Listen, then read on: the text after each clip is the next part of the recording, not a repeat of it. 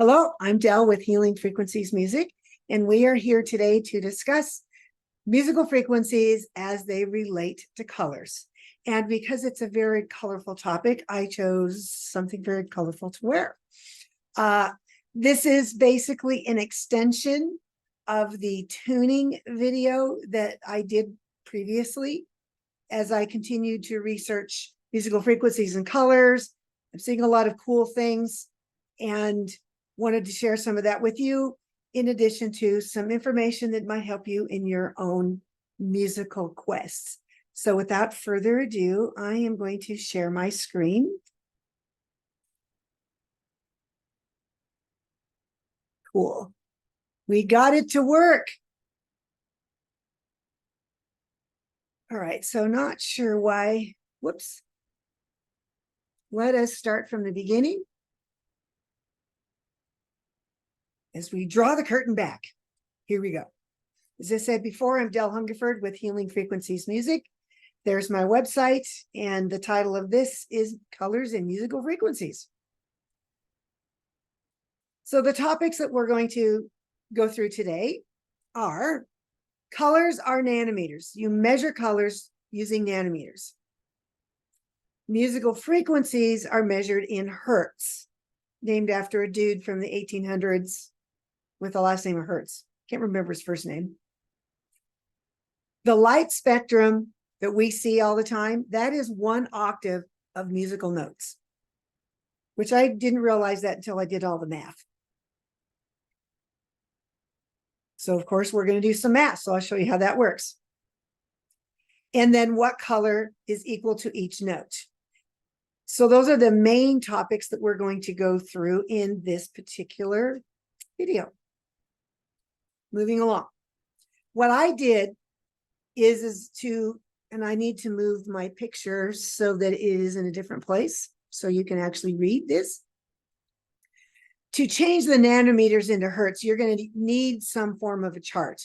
And this one is unitconverters.net/frequency-wavelength/ somewhere unit converters, frequency to wavelength, and nanometers to hertz. I will be including this PDF presentation with something I'm putting on the website, which I'll tell you about later. So you can click on these and go directly to these sites if you want. So what you do is you take the nanometers, then you divide it by, then you use the converter, and you take the frequency that comes in the converter. And a lot of times it'll say E plus 23. That means you have to add 23 zeros on the end of it. So whatever number they put on the end, you have to add that many zeros. Then you take that, put it into a calculator, which is the second step here.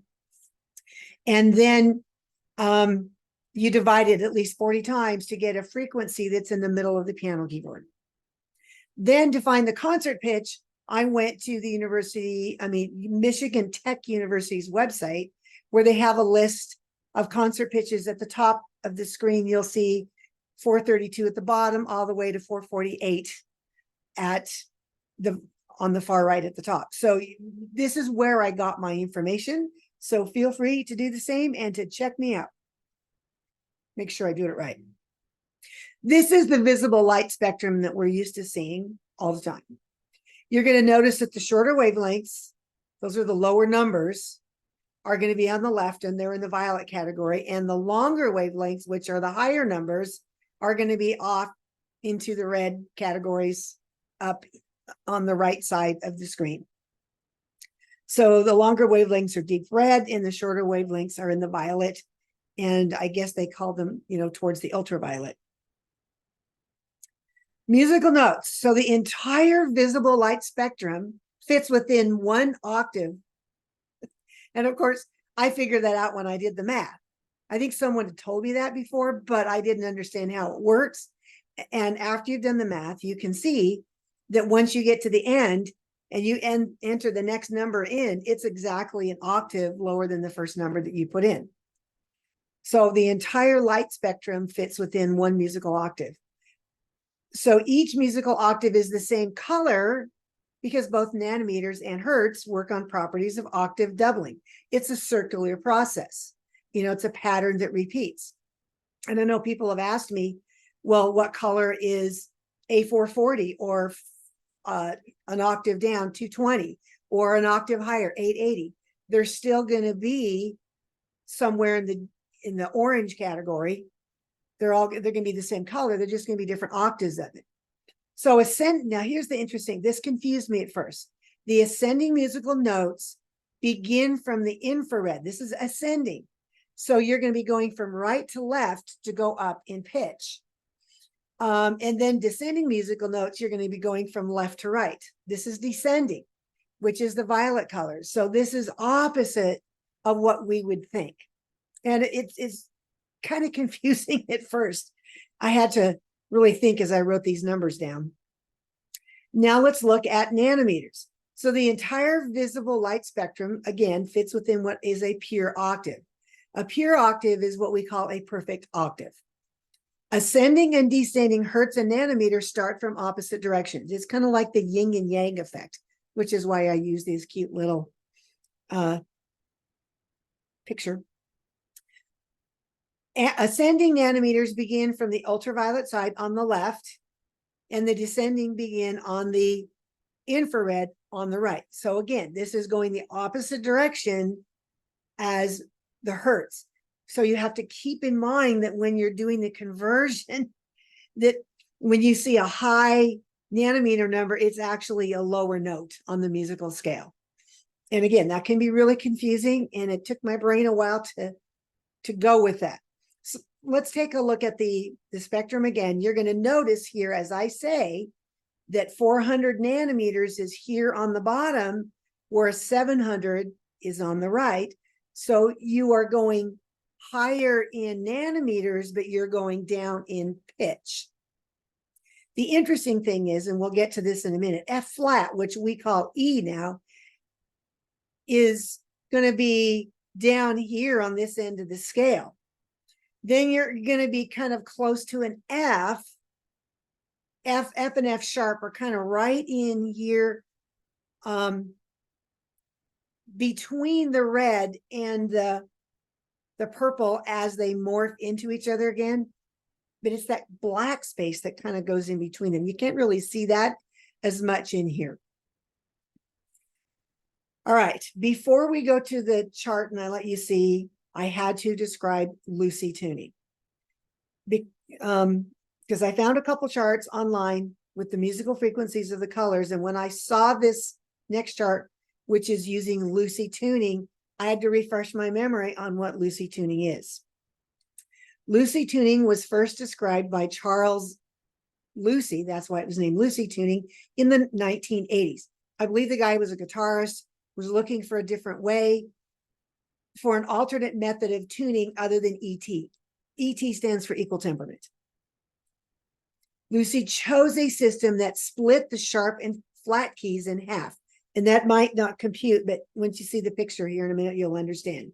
Lucy's system closely matches some keyboards from the Baroque era. There's always been an issue with tuning because equal temperament basically made the sharps and flats the same note, but in reality, based on harmonics, they're not. But in order to really make it work, you have to have an F sharp and a G flat, two different notes, and then you won't have issues. But that's a brain tilt, sorry. Ascending notes, sharps, are actually lower than flats. Descending notes, flats, are higher than sharps, and that's confusing because we think that flats are lower and sharps are higher. Well, they are, but I'm going to tell you why this is the case. Sharps are closer to the pitch that comes right before it. So if you have F and you go up to F sharp, the F sharp is actually closer to the F. But if you are playing a G and you go to the flat, that flat is actually going to be closer to the G. So essentially, Lucy tuning splits the sharps and flats into somewhere around quarter tones, but not quite. While white keys retain semitones, and I put half steps, but they're actually, because the white keys, well, some of them are half steps. E to F and B to C are half steps, but all the others are whole steps. So disregard what I have in there. I'll make sure I fix it when I put the PDF up. Here is a picture of a keyboard from the Baroque era. You're going to notice that F and F sharp have two keys. This is F, here's F sharp. This is probably G flat. I don't know. I've never actually played one of these. So this could be G flat and that could be F sharp. I don't know. I am guessing, based on what I know about Baroque music, that this is going to be F sharp and that's going to be G flat, because they definitely played with more sharps than flats. I find it interesting that B flat and D flat, or whether they call this A sharp and C sharp, because I don't know what they're calling it, that they don't have split keys. Now, I've seen some pictures of keyboards where every one has an alternate key. You're going to notice in this octave, there's only one split key on the G sharp or A flat. So there's G sharp, there's A flat. But in this octave, this one has both of them. And it may be just because in the Baroque era, they used, the left hand played the basso continuo, which I'm not even going to get into what that is. So they wouldn't have played the same notes in the bass line that they would have played in the right hand. But this is an example of a Baroque keyboard where the sharps and flats are split. And it was a nightmare for keyboard players. Sorry, keyboard players. Now we're going to go into this. I found this chart on pepperjackinteriors.wordpress.com. You can actually buy this and his explanation with it from Pinterest or her. I didn't actually read the full article, but this is where the image came from. So feel free to visit that website, pepperjackinteriors.wordpress.com, and you'll probably be directed to Pinterest to buy this chart. But you're going to notice what they've done here is you've got A sharp, and B flat. Notice the number for A sharp in hertz is lower than the one for B flat. They are super, super, super close, but they're not quite exact. B and C flat and B sharp. C flat and B are really the same note, but you're going to notice they're even slightly different here. So this accounts for all of the quarter tones, basically, except for your C. You just have a plain, well, no, because then you've got C sharp and B sharp. So these are varieties of C, but D, there's only one variety of D, one variety of G, one variety of A. Yeah, so it looks like 3 of the notes are not going to have alternatives other than the flat note that's right below it. This is the equivalent wavelength when it comes to nanometers. And then over here is the actual color that it would represent on the color chart. Okay, so again, if you want access to this, I will have this for sale on the website, and I'll put a link to it under this video. Matching colors to musical notes. When I first started looking at this, I saw the chart that almost everybody had up there, which I realized later once we did the actual conversion and realized it was wrong. A lot, and this all basically comes from people who are working with the chakras, and some people call them the energy centers.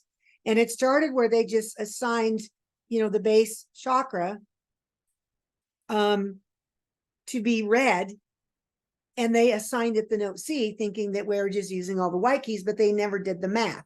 And I have asked people who use these charts, how did they come up with the note C with the color red? And no one has been able to give me an explanation, and I can't find one online. Therefore, I think that's why they just guessed. The correct note for red is G. It is not C. The correct color for C is green, some form of green. Just making sure that we have all that cleared up before we go any further. Now, that was a really short presentation on how colors and frequencies work. And if you want more of this kind of stuff, I'm going to show you how to get it. If you want this presentation with my full chart that I actually write in the concert pitches and which concert pitch each frequency matches with, then that will be part of the thing that's on the website that you can purchase for $2. And there will be a PDF of this presentation in there as well, so that you can click on the links and go directly to the sites. And it might be slightly different because as you see, I found at least one error. I have several teachings on these types of things on the YouTube channel under the playlist, the teaching playlist. There's all kinds of informational teachings that are on that YouTube channel. Consider liking and sharing them. Liking and sharing them with others, and subscribe to the channel so that every time a new teaching comes out, you are notified that it's there. I have lots of blog posts on the things I'm talking about, and I'll probably make a blog post out of this teaching as well, so that you can see parts of it in a blog. That's not yet. So you'll find those blog posts on Healing Frequencies Music. And if you sign up for the newsletter, you're going to get a lot of information in what I call a free frequency mini course. I think it goes for 9 months, not somewhere between 9 months and a year, where every couple of weeks you'll get a new teaching and a link to a blog post that goes into more in-depth information about that. And that only goes up through any of the blog posts up through 2019. Anything after that is probably not going to be in that frequency mini course. So you just need to check the blog posts. And the other things that I can do to help you is I offer coaching and mentoring for your creative and your musical adventures, helping you find your identity. What is it you're passionate about? I love helping people with their passions. Then you can train as a frequency immersion practitioner and learn how to give sound baths using science and intermixed with intuition, and you develop your own style based on what your strengths are. And you don't have to be a musician to do this. You just have to have a desire to create sound baths. I'll teach you everything else you need to know. I also have a Song of the Month subscription that includes an activation every month. You get access to member-only videos, and all of the single albums that I put out from the time that you sign up are free to anyone who's a subscriber. And any future albums that I put out, you get for 50% off the regular price. And I'm not going to say what the price is for a Song of the Month, but it's pretty reasonable because it could change, and I don't want to say that. So on a video that someone could check in 5 years from now, the price has changed. Check everything out. If you're interested in learning more, the best way, find me on the website, find me on the YouTube channel, and check out the blogs. Oh, I also give personal songs and sound baths. And the last thing is I do create lots of healing music. If you go into the playlist and look for healing music, you can literally just play that all the time. And I did take the ads off of that, which means you can just play the music without ads. Thank you, YouTube. And you can purchase them from the website. All my albums are available on the website. And there are some, but not all albums that are available through Apple Music. Okay. And I'm going to stop sharing my screen at this point. So I encourage you to go check out the website. If you want geeky stuff where I go into all the nitty-gritty details of frequencies, how they work with colors and the sounds in creation, I find it really fascinating that the F to F sharp range is not in the spectrum, but those are the colors that are in the sound of creation. And you'll find, those are the notes that are in the frequencies of creation, and you can find them in different megalithic sites. I'm like, okay, what are the odds that notes from creation are going to be on extreme edges where they're in the intra or ultra or infrared color things? I'm like, As these questions come up, I like to explore why those things are. And if there is something that you would like me to do a further video on, just make sure you say something in the comments below, and I'll do my best to get a video up. And if you subscribe, you'll know when that video is up. For today, that's all I have. So we'll see you in the next video.